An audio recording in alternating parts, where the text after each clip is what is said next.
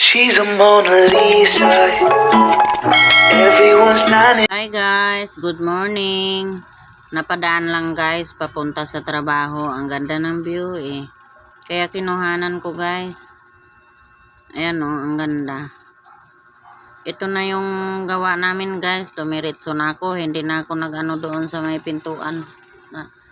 Diretso na sa gawa namin. Ayan, magkakating kami ng folding bed. Nagkakating na yung cutter namin. Nilagyan niya ng guhit guys, pattern para sundan niya pagkat.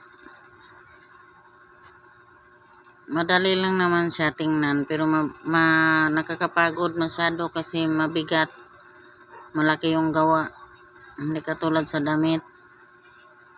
Pero okay lang yan basta may trabaho at kikita ng pera.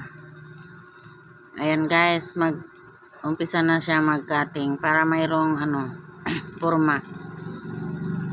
Yung pinagkatingan na yan, yung butas na yan ang tahiin namin.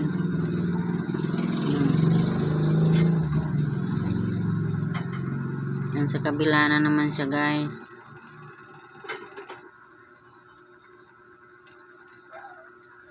Ganon din ang proseso. Ayan, tapos na, wala, tahi na. Magilid na ako guys, double needle yan gamit ko.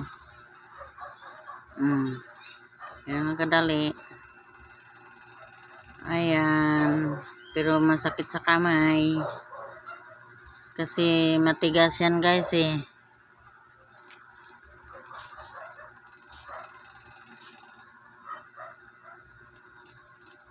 Ayun, ito mag-umpisa na guys sa gilid para pasukan ng bakal. Nabubuo na siya guys. Ayan, ganyan. Yung kasama ko nang kinuhanan ko kasi ang hirap, wala akong stand. Ayan, ang dami nang nagawa. Mabilis masyado yung mama na yan. Manahi, dalawa lang kami, tambak na yung gawa namin.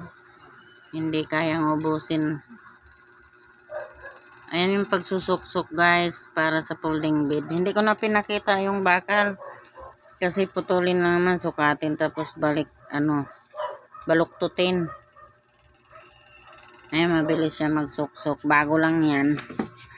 Ganyan yung maglagay ng paa guys sa folding bed. Ayan. O, tinutok ko lang yan sa paa mismo kasi para makita. Yan ang gawa namin. Ang dami na. Pang-deliver na yan. Yan ang buo na. Ala, yan. Oh, thank you. Thank you for watching.